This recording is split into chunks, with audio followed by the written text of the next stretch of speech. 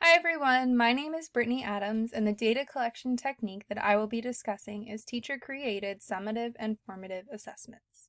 To begin, I'm going to explain the difference between summative and formative assessments. Summative assessments are assessments that occur at the end of an instructional unit after instruction has occurred. Summative assessments help show teachers areas of strength or areas of concern in student understanding. This provides feedback to the teacher about their instruction because it shows them what the students have mastered and what they still need support in. Mills also brings up the importance of teacher-created summative assessments because he discusses how teachers cannot solely rely on the summative assessments provided by textbook companies to show student mastery, because typically teachers don't just teach straight from curriculum, so they need to have adequate assessments to reflect that. On the other hand, formative assessments occur during instruction, and they help the teacher improve and guide student learning while instruction is still occurring. The purpose of formative assessments is mainly for the teacher to reflect upon their teaching while the unit is still occurring.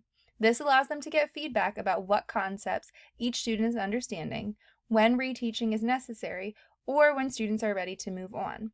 It also gives students feedback because it helps them see if they truly understand a concept, and it gives them time to receive support if they need it, rather than having to wait until the end of a unit for the summative assessment. When looking at qualitative or quantitative data, teacher-created summative and formative assessments produce quantitative data because they typically produce a clear numerical report of how well students are responding to teaching.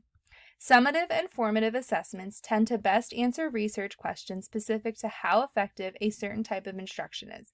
This is because the teacher can clearly see how a specific intervention impacts student understanding or how close they are to mastery of a specific skill. Summative and formative assessments can also be used to answer research questions relating to student growth.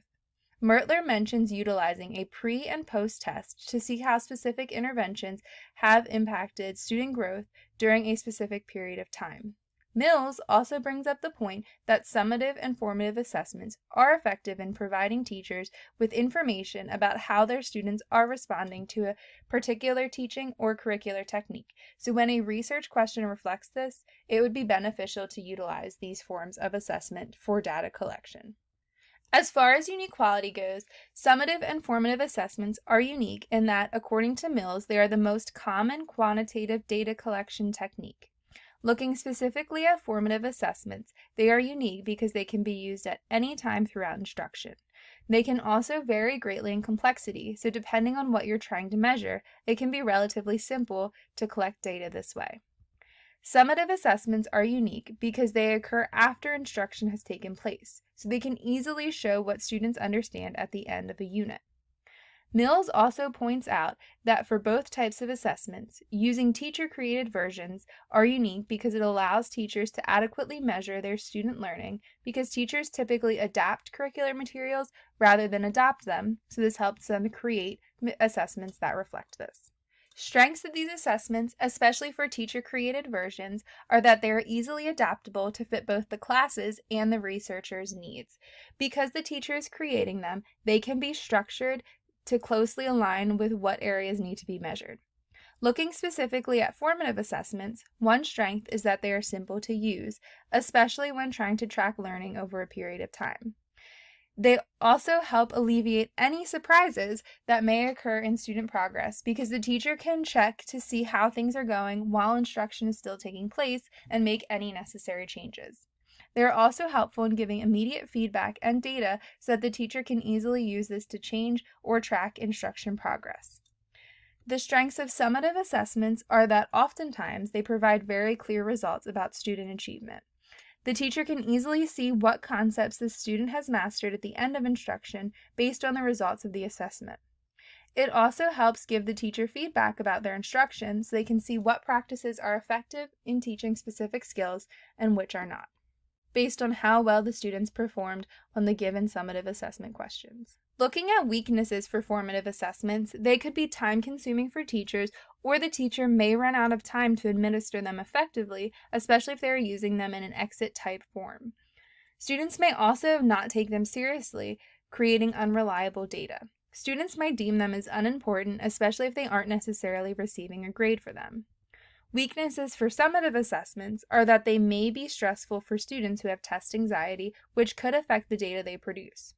Furthermore, it only collects a snapshot of data because they are only given in one shot to show what they know. Another item to consider, especially when thinking about teacher-created summative assessments, is that they may not reflect the format of standardized assessments that students will be given, especially if the teacher is creating their own test from scratch. Furthermore, sometimes summative assessments may cause teachers to focus solely on the questions similar to those being asked on the assessment, which can cause them to teach to the test and narrow their instructional focus. When thinking about the strengths and weaknesses of this data collection method, it is also important to consider concerns with both reliability and validity of the data that these assessments produce. Mertler describes reliability as having a data method that repeatedly produces consistent results. When using teacher-created assessments, or rather any assessment in general, one area that could affect reliability of the assessment is the amount of time given to complete it. Therefore, it is important to make sure that students have enough time to complete the assessment to the best of their ability, unless time is a factor of the research question. Reliability can also be affected if students aren't entirely sure of what they're supposed to do for the assessment, so it is important to give clear directions and expectations for both the completion of the assessment as well as how the assessment will be graded. It is also important that multiple questions covering the same standard are asked so that teachers can get a fuller picture of whether or not a skill is actually mastered, especially if more than one standard is being measured with that assessment. Phelan and Wren, another resource that discussed validity and reliability of assessments, also talked about ensuring that when a test is administered, students are given as consistent conditions as possible, including giving students the same amount of time to work, or that it's given in a consistent setting or environment, as well as creating consistent grading guidelines for all users. Validity is another key element of assessment data. Mertler describes validity as the assessment actually measuring what it says it will measure. Some concerns that may develop with the validity of an assessment, especially a teacher-created assessment, is ensuring that what is being taught actually aligns with what's being measured in the assessment. If you're trying to measure a student's multiplication ability, then this data should be not inhibited by the student's reading ability. In other words, it is important to make sure that you're measuring the correct skills in your assessment and not impacting the data because of the student's inability to do another skill. It's also important that there are clear criteria for success and little room for teacher judgment when grading. The more straightforward success is, the more valid results tend to be.